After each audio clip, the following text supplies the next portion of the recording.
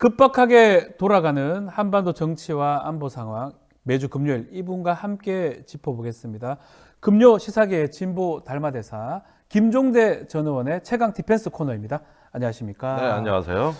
자, 의원님 오실 때마다 또 안보 얘기도 많이 하고 국방 얘기도 많이 하는데, 자, 오늘 최혜병 수사 외화복 사건 좀 특집으로 좀 꾸려야 될 것 같아요. 가장 많이 아시지 않습니까? 그리고 놀랍게도 의원님께서 얘기한 내용들이 조금 지나서 보도화돼서 그게 아주 공론화되고 사실로 확인이 되는 경우가 많더라고요. 그러니까 이제 비슷한 시기에 제 언론사하고 저 공수처가 취재가 된 거예요. 또 그 주변들 관련자들 취재인데 언론은 이제 사실 확인하는데 며칠 더 걸린 거고. 저는 질러버린 거니까. 근데 확인하고 지르신 거잖아요, 사실은. 다 맞았어요. 틀린 게 없었어요. 그래도 쓰는데 걸리는 시간은 줄어드니까 담은 반발짝이라도 빨라 보이죠. 엄청 빠릅니다. 사실은 제가 뉴스를 체크해 보면 항상 김종대 의원님을 따라갑니다. 그래서 항상 보고 체크를 하고, 오늘도 아마 저희 방송에서 좀 한 발짝 빠른 어떤 내용들을 체크해 주실 거로 믿고 있는데, 그래서 많은 분들이 좀 기대하고 있는 상황입니다.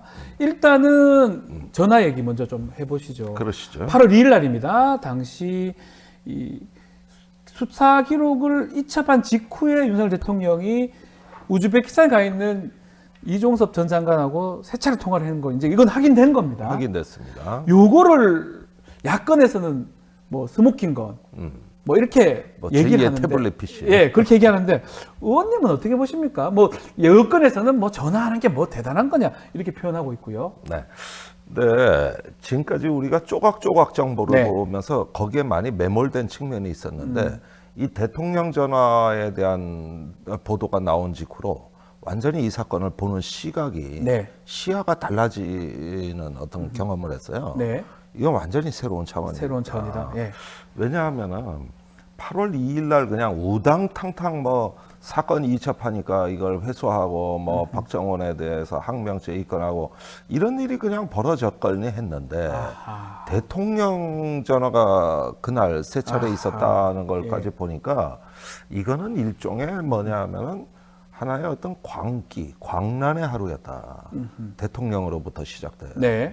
그러면서 모든 공직자가 비상사태에 돌입한 이 윤석열 정부 출범 이래 가장 파란이 일었던 어떤 그 광란의 하루였다라는 생각이 들고, 이게 보통 사태가 아니었구나. 그래서 저는 어제는 다른 언론에 가서도 이걸 마침 많이 묻던데, 제2의 윤필용 사건이다. 윤필용, 예전에 박정희 1973년에 일어났던 쿠데타 모의 사건인데, 쿠데타 모의도 없었어요. 그냥 수경사령관 윤필용 장군이 이우락 중앙정보부장 만나 밤에 이제 각하도 노쇠하셨으니까 다음 후계자는 형님이 하셔야죠. 이 얘기 했다가 그냥 경을 친 사건. 이게 쿠데타 모의로 13명이 재판받고 중형을 선고받았던 사건입니다. 그때 박 대통령이 경로해서 강창성 보안사령관한테 전화해서 싹 잡아들여. 이랬던 광란의 하루가 그게 그때 당시 청와대에서 그 서울신문 사장하고 골프 치다가 그 사장이 부는 바람에 후계자 발언 사건을 알게 된 박정희가 경로에서 강창성 보안사령관 뒤집어 놓은 건데, 이날 윤 대통령이 작년 8월 2일 날 이제는 경로가 아니라 극대노해서 경로는 7월 31일 얘기고 8월 2일은 내 지시가 관철이 안 됐다는 거를 안 순간 해병대가 나한테 정면으로 도전하는 일종의 모반, 항명, 모의? 뭐야 이거. 그런데 총칼로 쳐들어온 건 아니니까 쿠데타라고 할 수는 없고, 그래서 나온 프레임이 항명수계입니다. 집단 항명수계입니다. 집단 항명 처음 사건이다. 봤어요. 저는 군법 교육도 하고 군판사를 오래 해서 그 군법의 항명죄를 매우 많이 다뤄봤는데, 처음 본 그냥 교과서에만 쓰는 죄명이 나왔더라고요. 그러니까 깜짝 놀랐었어요. 이날 이 집단 항명 사건으로 성격 규정이 된 건데, 그래서 그 수계가 박정원 대령인데, 이거는 뭐냐 하면은 일종의 내 지시를 정면으로 위반한, 내가 이첩 보류하라는 걸 정면으로 위반하는데, 이거 대통령이 나하고 한판 하자 해보자는 거냐. 그런데 이제 와서 보니 예. 그 저기 차관인한테서 왔다고 해병대 사령관이 박정훈 대령한테 보여준 문자 메시지 네. 읽어주기까지 했다는 거 아니에요? 예. 해병대는 왜 이렇게 말을 안 듣냐? 이 말한 당사자도 이제 와서 보니 대통령 같아요. 대통령일 수 있다. 차관이 아니고 전화했기 때문에 예. 예. 그거를 저 막 우즈베키스탄으로 할 때 그런 내용을 얘기한 것 같아요. 해병대 왜 이런 말 안 들어? 어허. 내가 분명히 알아듣게 얘기했잖아. 네. 그러면서 여기서부터 해가지고 막 그 12시부터 막 이 세 대통령이 차례 직접 통화했습니까? 막 난리가 나는데 예.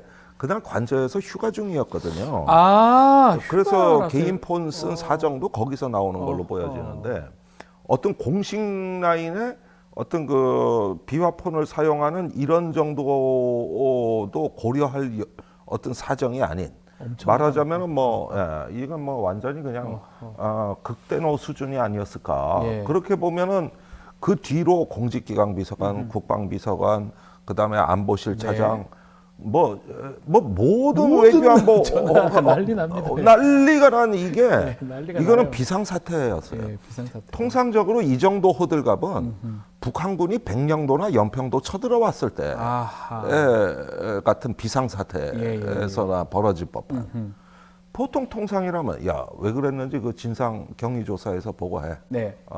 그리고 책임자가 누군지 나한테 보고해. 이 정도가 보통인데 이건 그냥 우당탕탕탕. 그래서 제가 광란의 하루였다고 보는 거예요. 예. 이게 바로 윤석열 정부의 운명의 지침을 바꾸는 저는 중요한 순간이라고 보는 건데 네. 이후에 모든 게 바뀌고 바로 그날 저녁에 예. 박정훈 대령이 항명수괴죄로 입건됐으니 구속 영장까지 나중에 초현실적 선고돼요? 속도감에 아하. 그 저기 어떤 극단적 그 저 사고에 이거는 해병대 돌아가는 걸 몰랐던 거예요. 대통령. 거기서 해병대 사령관이 법적으로는 박정훈 대령 얘기가 맞거든. 그렇죠. 이거는 저 이첩해야 됩니다. 군사보건법이 그다음에 바뀌었죠. 그래가지고. 직권남용 소지가 예. 있습니다. 네. 그러니까 이 말을 또 맞고 그다음에 7월 31일부터 대통령이 경로에서 찍어 누릅니까? 또 이건 상관이라고. 이래서 무슨 중간에 끼어버린 김계환 사령관이 실제로 박정훈 대령한테 이첩 보류 지시를 안 한 거거든요. 네. 그런데 이런 사정을 대통령실에서 모른다고. 모르겠죠 아마도. 예. 그러니까 어떻게 되냐면은 저기 뭐야 그냥 말 안 듣고 우리는 치 받겠다라는 사인으로 받아들인 거예요. 그렇게 인식을 하고 그래서 무리하게라도 집단 항명수괴라는 범죄를 집단항명 이거는. 그런데 그 법 전문가인 윤 대통령이 놓친 건 뭐냐면 애초 자기 지시가 부당했다는 그렇죠. 거를. 법이 바뀌었는데 그 사이 다 바뀌었는데요. 이걸 인식을 못 하고 있다고. 그러니까 이 역시 법 기술의 세계에 천재는 없어. 그렇죠. 천재라는 건 없어요. 진정성이 있을 뿐이에요. 그렇죠. 진정성이 있어야죠 법에 대해서. 진정성이 있고 신중함이 있어야 되는데 그게 문제지. 법은 내가 잘 알아. 네. 이런 식의 어떤 그 오만 독서는 아무리 똑똑해도 결국은 골로 가게 돼 있는 거예요. 자, 그게 바로 이 사안. 이 사안 지금 강난의 하루 8월 2일 말씀하셨는데 그날 중심으로 전 또 눈에 띄는 게 뭐 다른 사람도 뭐 안보실장이라든지 뭐 지금 말씀 국방비서관 얘기를 했는데 두 사람도 눈에 띄어요. 김용현 경호처장 네. 그리고 이상민 행안부 장관 이 사람들하고도 막 통화가 막 됩니다. 막 정부 관계자들 한 40여 차례 최소 40여 차례 전화 문자가 오가는데 이거는 어떻게 봐야 됩니까? 물론 그때 뭐 네. 새만금에 대한 대민 지원 차원의 있었겠죠. 뭐 예. 이야기도 있을 수 있었다 그러지만 근데 아무리 이종섭 확인해봐도 장관하고 경호처장하고 이종섭 장관하고 이상민 장관하고 왜 통화를 합니까? 아무리 봐도 그때 국가적인 현안이라고는 새만금밖에 없는데 네. 그걸로 이렇게 긴박한 통화가 이루어졌을까 다량으로. 예. 한덕수 총리하고는 난 그럴 수도 있다고 봐요. 총리가 이제 정부 부처의 관련 장관들한테 만전을 기하나. 나는 이거는 이해가 가. 네. 그런데 제일 문제가 경호처장이고, 네. 그 저기 육사 38기 경호처장은 예. 김용현. 과거에 이런 사건을 좀 겪어봤어요. 어허. 이제 본인이 사단장 할 때 예. 거기서 병사 의문사가 있었거든요. 그걸 조작하다가 들켜가지고. 연대장이 책임을 지고 아마 좌천됐던 물에 빠진 익사 사건인데 예. 의인으로 등갑이 됐죠. 바꿨죠. 예. 그걸 병사들이 언론에 제보에 바로잡은 겁니다. 네. 그런데 이때도 막 언론사 KBS, MBC 다 불러라 해가지고 그 저 공보 활동해라. 저 가짜 정보를 예. 임성근 사단장하고 비슷하죠. 네. 예, 막 거의 언론 유사하네요. 의식하고 막 예. 그냥 그러다가 나중엔 또 뽀록 나죠. 아이고 걸리죠. 예. 예. 걸립니다. 예. 걸립니다. 자 그렇게 예, 말씀하시죠. 어쩌면 돌아가는 판이 왜 예. 이런지 하도 모르겠어요. 화가 나서 그렇게 말씀. 예. 걸리게 됩니다. 예. 그 판하고 그런데 이제 비슷하다. 그거는 예. 연대장이 처벌을 받았고 네. 또 그 연대장이 이건 사단장 책임이라는 걸 무고죄로 걸어가지고 예. 그 부하까지 또 감옥에 그렇죠. 보내는 겁니다. 맞습니다. 예. 그랬는데 이런 부분들을 보면은 어쩐 일인지 이럴 때 이 사법적인 처리가 양상이 비슷하고 또 그 다음에 이 경호처장은 대통령 심기를 가장 저 측근거리에서 파악할 수 있는 위치에 네. 있거든요. 대통령이 지금 이 문제로 몹시 경로하고 화가 상심하셨다. 이런 걸 또 전하고 대화를 하는 정보 교류도 가능하고 네. 예, 여러 가지가 가능한 자리입니다. 그런데 특히 나는 윤 대통령이 이때 완전히 어떤 경로하는 어떤 폭군의 모양으로 가다 보니까 참모들끼리도 상당한 대책이 필요했을 것으로 보여지거든요. 예. 그 사실 이종섭 장관은 법에 대해서도 잘 모르고 예. 이게 7월 31일부터 그냥 막 찍어내리는 식으로 하다 보니까 장관 본인도 중심을 못 잡은 상태에서 정신 못 차렸을 것 같아요. 이 사태를 어떻게 수습해야 되느냐 하는 걱정을 했을 거라고 봐요. 네. 그런 것이 다수의 통화로 이어졌고 이상민 행정안전부 장관의 경우에는 국방부가 경북 경찰청에 사건 기록을 회수하는데 경찰청이 있군요. 예. 행안장관은. 근데 그 경찰청이 행안부의 경찰국을 통해서 통제가 되는 구조다 보니 네. 여기도 또 정보가 교류가 돼야 되잖아요. 그렇겠네요. 예. 왜냐하면 행안부 장관이 이걸 의심할 수 있으니까요.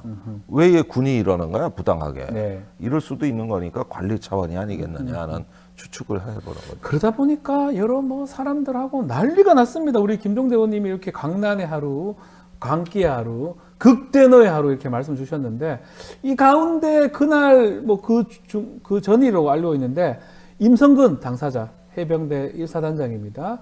이 사람이 보도에 따르면 이거 순직 사건 자기가 책임져야 되니까 사퇴를 준비를 하다가 뭔가 이거 드러난 거는 그 통화 직후입니다. 대통령하고 이종석 장관 통화 직후에 휴가 처리하면서 복귀 명령 받은 걸로 확인이 됐는데 이거는 어떻게 해석을 해야 됩니까? 그러니까 예. 원래 7월 31일 날이 보직 해임 상태였어요. 보직해임 사실상. 상태인데, 예. 그래서 관저대기 파견 명령. 네. 이거는 보직 해임입니다. 현직 실병을 지휘하는 현행작전의 지휘관을 파견 보낸다는 거는 그렇죠. 사실은 너는 이미 나가라. 보직 해임됐다. 보직 해임 됐다. 이 뜻이거든요. 아하. 그게 이제 국방부에서 31일 날 대통령실로부터 온 전화를 받고 뒤집힌 거니까. 아하. 그러니까 어찌 보면은 후임자까지 이미 다 내정돼 있는 예. 상태다 보니 이제는 본인도 구명 로비를 했지만 사실상 어려워진 거 아닌가. 그다음에 이첩이 됐고 네. 이런 어떤 저간의 사정으로 가니까 해병대에서는 김계환 사령관이 본인을 갖다가 구명하는데 적극적이지 않다고 본 것 같아요. 그걸 임성근 사단장이 보고 일단 사퇴 입장문을 써놓은 것 같은데 아하. 나는 군인이 사퇴 입장문을 쓴다는 얘기도 저도 처음 봤습니다. 예. 이게 무슨 지가 무슨 뭔데요? 정당 대표입니까? 정치인도 아니면 아니고. 정치인입니까? 웬만한 직장에서도 사퇴 입장문 쓰는 일은 거의 사퇴하면 없는데. 돼요. 그 중간 단계에 있는 사람이잖아요. 네. 총장도 아니고 최고 높은 사람도 아니고. 그래서 이게 언론 보도가 사퇴 입장문이라는 게 조금 이게 정확한 표현이냐는 의문이고 단지 이 사단에 대한 어떤 고별사 정도 아닐까. 그 정도겠죠. 네. 예, 이게 무슨 사퇴 입장문? 이건 군인의 용어가 아니거든요. 그렇죠. 쓰지 않죠. 그래서 조금 보도가 이상하다고 보여져요. 네.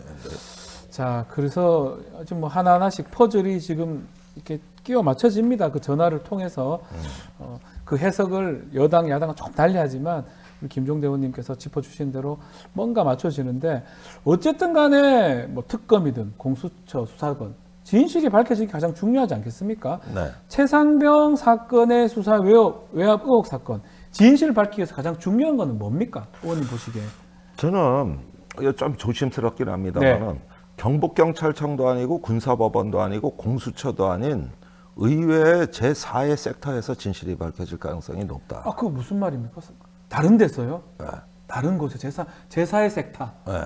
어떤 의미입니까? 뭐 말씀하실 수 있는 까지만 말씀 주십시오. 예. 자, 이 사건이 흘러가는 하나의 내러티브, 즉 서사를 보면 네. 프레임이 계속 진화해 왔습니다. 처음에 외압설이었습니다. 네. 예. 이 부분을 지금 공수처가 하고 있는 겁니다. 거기에 이제 항명이 끼어 있는 거고요. 네. 그 다음에 경로설입니다. 경로. 예. 이 부분을 아무도 못 건드리고 있는 겁니다. 이거 공수처 수사가 용산에서 멈춰 있습니다. 그런데 외압을 수사하는 과정에서 나온 각종 정황으로 대통령의 경로가 정설화되고 있습니다. 이제는 거의 믿는 분위기고 보수 언론조차도 네. 이건 설명해야 된다. 예, 이런 면에서 그 경로설로. 네. 그래서 외압의 원인이 뭐냐 도대체가 그러다 보니 경로가 나온 거예요. 경로가 나온 겁니다. 예. 그럼 경로의 원인은 뭐예요? 왜 그렇게 화가 났을까? 이제 이걸 또 찾아내야 됩니까? 원인의 원인. 아, 원인의 원인. 점점 본질로 가고 있는 건데 네. 이건 수사기관 대상이 아니에요. 그렇죠. 그 어떤 내심의 의사였기도 하고. 예. 예. 그러면 외압에서 경로로 네. 뭐가 기다릴까 다음은 로비가 기다리는 것이죠. 아하. 경로 뒤에는 또 로비가 있을 수 있다. 그 앞에는. 그렇죠. 아하. 구명 로비, 인사 로비. 예. 예. 이게 기다리고 있는데 이게 실질적 몸통이다. 네. 그런데 이 부분은 예. 이제 공직자가 아닌 사람들이 개입해 있기 때문에 네. 거기 그래서 이제 제4의 섹터라고 보는 거고 이건 오히려 수사보다 언론이 빠를 가능성. 언론이 그리고 이거가 뭐 확인하는 게 만만치가 않을 것 같아요. 만만치가 않아요. 이제 그 차단 장치가 돼 있으나 그리고 중간 중간에 뭔가 이게 연결고리를 언론에서 이제 써야 되는 부분이겠죠 아마도. 이러니까 이럴 수 있다. 이러니까 이럴 수 있다. 이 부분이겠죠 아마도. 대한민국 언론은 네. 포기하지 않습니다. 포기하지 않습니까? 예. 네. 네. 그러니까 제가 사실은 특검을 학수고대한 이유는 네. 특검이 이제 출범을 하면은 그 로비에 대한 부분을 좀 드릴 말씀이 있다고 해서 그걸 기다렸던 건데 예. 일단은 연기된 거 아니겠습니까? 그렇죠. 그렇다면 언론이 일단 뛰어야 되는 건데 적어도 이 사건의 실체적 진실에 대한 우리 사회의 집단지성이 놀라울 정도로 강력하고 네. 또 하루가 다르게 진화해왔다. 예. 그런 점에서 저는 낙관적인 전망을 갖고 있습니다. 또 이것은 제3의 어떤 그 로비가 존재하지 않으면 설명될 수 없는 영역이고 또 일부 인물들도 나오고 있는 상황이기 때문에 이 부분에 대해서는 제가 적당한 시점에 네. 아마 알려드릴 기회가 있을 거예요. 그럼에도 또 하나 또 던져 주셨어요. 저희 네. 최강 디펜스 오셔서 하나씩 툭툭 던지고 이제 가시는데 막 저는 크게 기대를 하겠습니다. 예, 그렇게 해서 큰 하나의 권력이 작동하는 방식을 여러분들이 보게 되실 거다. 이제 곧 알게 되실 것이다. 그래서 이 정부가 법과 시스템이 아니라 사적 라인과 직관 또는 어떤 대통령의 윽박지름으로 국정이 유지될 때 얼마나 국가가 그 위험해질 수 그렇죠. 있는가를 예. 우리 국민들께서 보시게 될 것이고 그런 어떤 경험을 통해서 민주주의에 대한 또 남다른 네. 어떤 저 식견을 갖추게 되실 거라고 저는 확신합니다. 예. 알겠습니다. 예. 좀 기다려 보면 나올 것 같고요. 아마 늦으면 다음 주 금요일 날 최강 디펜스 코너에서 말씀 주실 수도 있지 않을까 예. 조심스럽게 얘기를 해봅니다. 이 이슈도 정말 중요합니다. 최근에 군기훈련 받다가 이틀 만에 사망한 육군 훈련병 사건 이것도 논란이 되고 있어요. 네. 신체 곳곳에 외상이 좀 발견되고 있고 횡문근융해증 이게 근육괴사에서 사망한 건데 이 사건은 의원님께서는 어떻게 보고 계십니까? 저희 굉장히 감정적인 지휘였다. 네. 어떤 거 우리가 통상 훈련소라는 공간을 떠올리면은 그 군대는 FM대로 한다는 말이 있지 않습니까? 그게 필드 매뉴얼의 약자인데 그렇죠. 이런 규정과 군대 조직의 특성을 교육하는 데거든요. 그러다 보니까 의외로 훈련소가 구타 사고가 적어요. 거의 없어요, 제가 알기로는. 네. 야전에 가서 네. 어떤 격오지 같은 데서 예, 많이 있지. 거기나 있지. 훈련소 같은 데가 의외로 저기 그 모든 걸 규정대로. 딱 규정대로 하잖아요. 네. 먹는 거, 입는 거, 예. 자는 거, 노는 것까지 모든 게 그러는데 이번의 경우에 보려면은 그러니까요. 완전히 군장 무게를 늘리고 구보를 시키는 등 이런 규정 위반이 일어난 걸 보면 굉장히 감정적 지휘였다. 이런 면을 좀 떠올리지 않을 수 있는데 이것도 지휘관들이 격분했었나? 이런 느낌을 좀 갖게 되는 그러니까요. 것이죠. 네. 어떤 보복 의지가 있었던 거 아닌가 이런 생각이 드는데 더 나아가서는 네. 저는 이것도 이 정부의 국방 운영과 불가분에 관련이 있다고 보는 게 네. 허구한 날 지휘관을 갈아치우니 재작년에 대장 전원물갈이, 작년에 대장 전원물갈이, 해군 작전사령관 1년도 안 해본 사람을 대장으로 진급시켜 합참의장. 그리고 연쇄적으로 이런 풍조가 전군에 만연이 돼가지고 허구한 날 인사이동. 아하.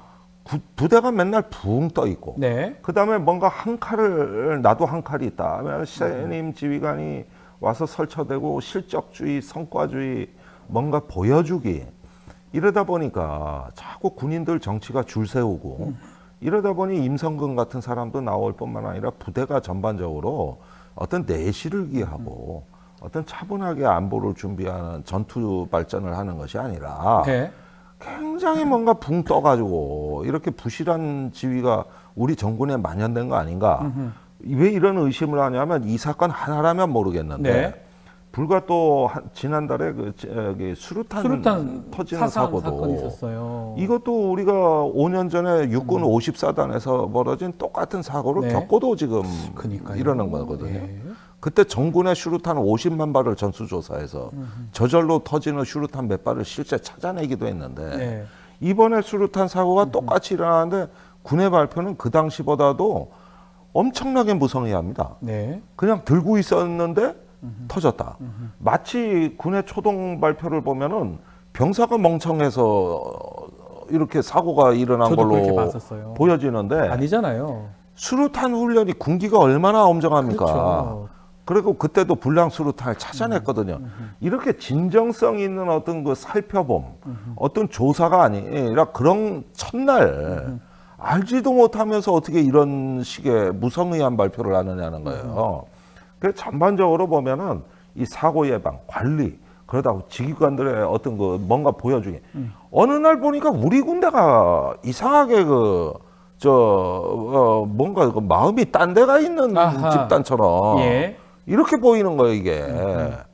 그런데도 또 뭐 북한이 그 똥풍선 네. 날린 거 가지고 뭐 주한미군 정찰기가 뜨고 우리 또 드론 사령부가 있고 화생방 부대 폭발물 처리반이 또 떠가지고 엄청나게 또 대응을 하는데 어떻게 손도 못 쓰는 이런 장면들. 그 얘기도 좀 그런 것도 해봅시다. 보면. 뭐 병영에 지금 뭐 군대 보낼 부모들이 좀 불안해할 것 같기도 한데 그것도 사실 좀 어떤 부대 부분하고도 좀 관계가 있다 이 말씀이네요. 지금 병영 부분하고. 예, 그러니까 전반적으로 대비 태세나 이 교육 훈련이 저는 어떤 합리성을 지향하는 것이 네. 아니라 이데올로기, 어떤 그 실적, 그 다음에 어떤 군도 마치 정치 집단처럼 지지율을 관리하는 집단처럼 보인다 아하. 이게요. 예, 군은 그렇게 해서는 안 되거든요. 안 되죠. 예. 네. 이런 집단처럼 보이고 이번에 이 풍선 사건만 해도 네. 그래요.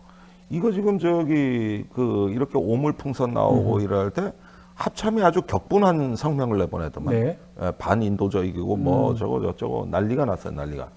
그런데 이런 풍선이라는 거는 북한이 일전부터 예고하고 또 우리 전단 살포에 대해 가지고 북한도 비례성의 원칙을 적용하겠다고 했던 거 아닙니까? 그렇죠. 예. 그러니까 우리가 날려보내는 전단을 북한이 오물이라 그런다고. 남측에서는 아하. 오물.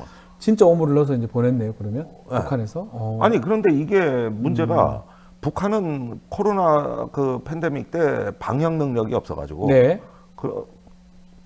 북한의 그 진단 키트가 평양에 한 개 있었대. 아. 병원 한 개. 딸랑한 그 개. 자체도 없는 나라예요. 예. 그러니까 남측에서 뭐가 올라오는데 무지한히 공포를 느끼고 무섭겠죠. 예. 그러다 서해 공무원 피격 사건이 일어난 겁니다. 방역 차원에서 사살하고 불태운 거 아닙니까? 네. 이러다 보니까 뭐가 날아가고 말아가고 이런 걸 우리가 표현의 자유라 그러니까 이번에는 표현의 자유를 주장하는 남주선 자유민주주의 것들에게 우리가 보내는 선물이니 성의껏 받아라. 아, 예. 김여정이 이래고 날려보냈다. 그래서 오물풍선 260여 개. 그러면 예. 이건 심리전이거든요. 북한이 보내는 심리전이라고. 근데 이런 부분에 대해서 우리가 굉장히 무방비 내지는 어떤 조롱거리로 전락했다는 건 말려드는 겁니다. 이게 북한의 의도에. 네. 그런 면에서는 참 아쉬운 거예요. 막 격분을 하고 합참이 뭐 이러고 그다음에 정확히 또 외교부하고 중앙청사에 떨어졌더라고. 아, 그럼 좀 맞춰서 간 건가요? 아니 그거야 뭐 불가능하지만 어허. 아니 한중일 정상회의 끝난 다음 날 외교부 옥상에 떨어집니까 그 그래 이게? 신기해요. 예. 어.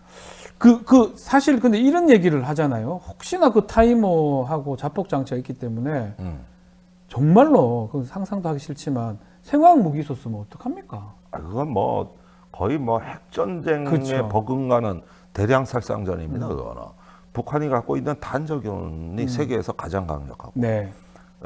자연에서 존재하지 않는 인공 탄저균이에요. 네. 이거 가난한 나라의 핵무기입니다.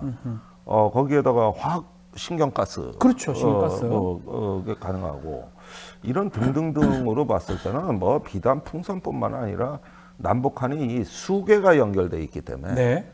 어떤 그런 수공도 가능해요. 물을 통해서 물이 어차피 내려갈 생화학전도 한강 내려갈 거 가능하고. 아니에요. 임진강 뭐 이런 데서. 그 생화학이라는 게 풍선만이 아니에요. 예. 그러니까 이렇게 따지면 우리는 정말 대책 없는 무방비 나라라고 우리가 불안해질 수 있어요.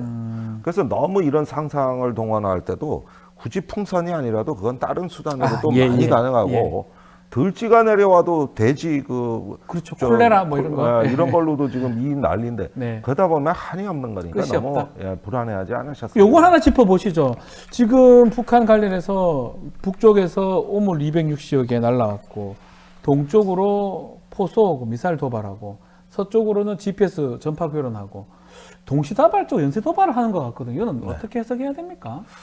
그러니까 이제 엉뚱하게 한미연합훈련 때 좀 긴장이 고조되지 않았나 했는데 그때는 아무 일 없고 안 하다가 지금에 와서 이러는 건데 이건 최근에 북한이 러시아하고 밀착되면서 중국이 이제 리창 총리가 한국 오고 이러는 부분에 대해 가지고 뭔가 고춧가루 뿌리는 듯한 느낌도 좀 듭니다.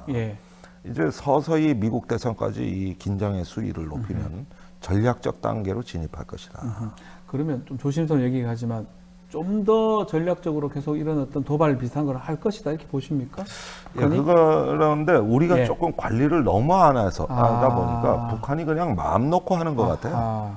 그런 점에서 중국 대중 대러 외교가 마비된 게 이럴 때 특히 아프게 느껴지는 대목입니다. 중국이나 러시아 관련된 얘기들도 우리가 좀 잘했어야 되는데 못하고 있다. 이 부분이네요.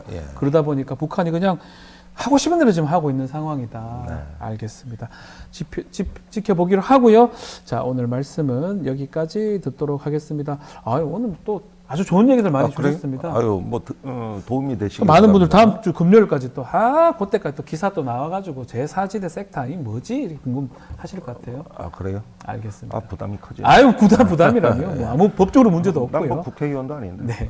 자, 김종대 전 의원과 최강 디펜스 코너 했습니다. 감사합니다. 감사합니다.